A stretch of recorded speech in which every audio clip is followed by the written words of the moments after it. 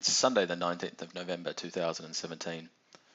Medusa Mining's a stock listed on the ASX, a gold miner, small gold producer, about 80 to 100,000 ounces a year, um, and they're mining in the Philippines. It's a stock that I've been very bearish on for a long time. Followed this for probably 5 or 6 years now, and owned it a couple of times and exited for at a loss the first time, I think a heavy loss, and then maybe traded a couple more times for some decent gains. But for the last 18 months in particular, it's just been a disaster zone, particularly in a market where gold has done relatively well in that time, and a lot of the other peer producers have done well as well. So I just haven't. I think I actually bought it in late 2015 and traded it up to maybe this sort of 50 cent level, and got out of it and got into some of the other gold producers who were doing well at that time. But Medusa's just really struggled. One of the things I've learned trading some of these gold stocks in the last 5 years is if I have no confidence in the production performance, I have no confidence in the management, I just don't own it. It's just not worth my time, and worth the sort of worry that keeping you up at night. I don't want that. I don't want to wake up the next day and find the stock's in a trading halt, and then they do a capital raising and the stock drops 30%, the things like, and there's been also things like workers dying at their mine. It's in the Philippines, and that sort of stuff is an indicator of safety performance, or is a poor indicator for a company. Even though I'm sure they're doing all they can to turn that around.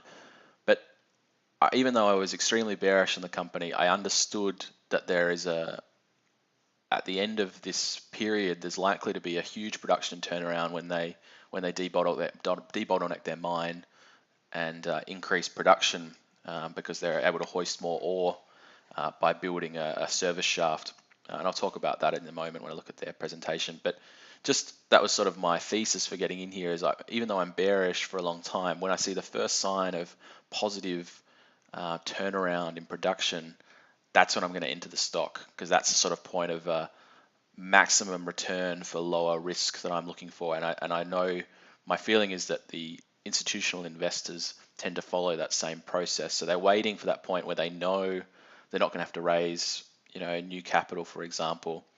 And that was the point that I saw when they announced their quarterly result in October. And I bought on open the next day, and it traded up sort of 30%, and it's been trading quite well since then. And I think it's poised to keep continuing higher here.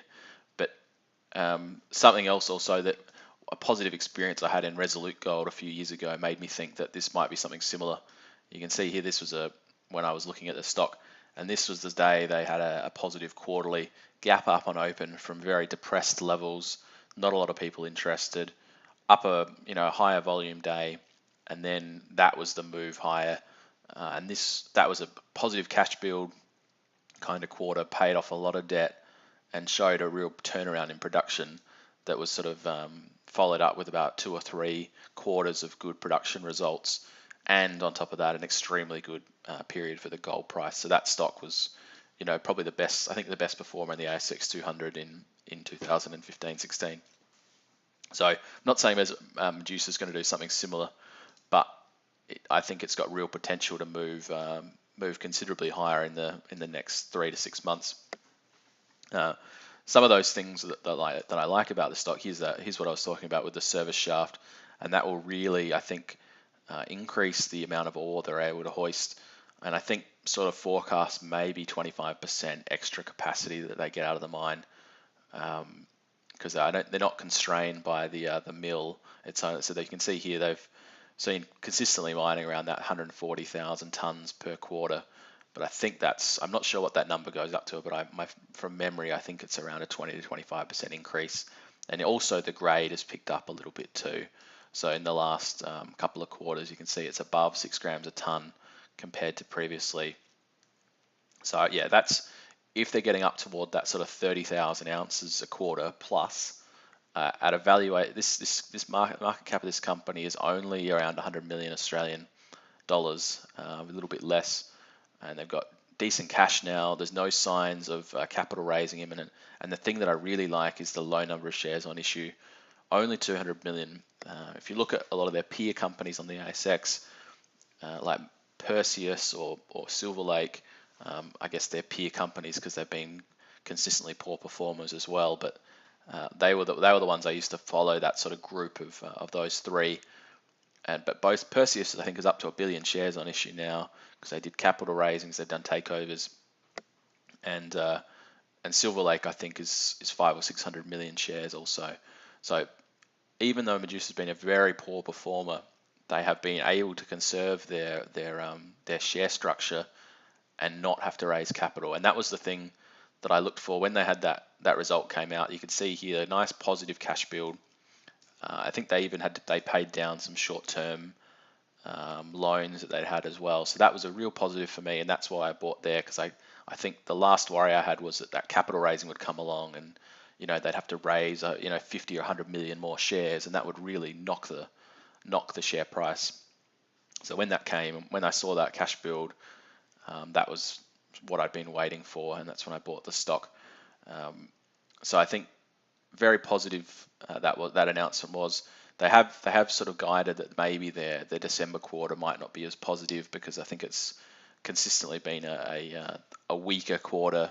I think due to holiday periods in the Philippines, and I think they may have even planned some maintenance as well. But I think that's the tide has definitely turned in this stock, and it's time to own it, and that's why I bought in. I reckon now you can see some positive price action there as well. It's every time it's tried to dip sort of back into this 40-cent sort of zone, there's been buyers, volume sort of dropping away, which I think is time for it to start moving higher again. I've got this level here of sort of 60 cents as my first zone that I'm looking for. Obviously, it needs to break out above this sort of 45 level here, but that's where I'm looking. My first target. Even though I said they didn't raise capital, they were good because they didn't raise capital. It wouldn't surprise me if they took an opportunity to raise capital if the share price went up back to, say, 60 cents. Capital raisings are a funny thing. Like, sometimes they can actually be a positive.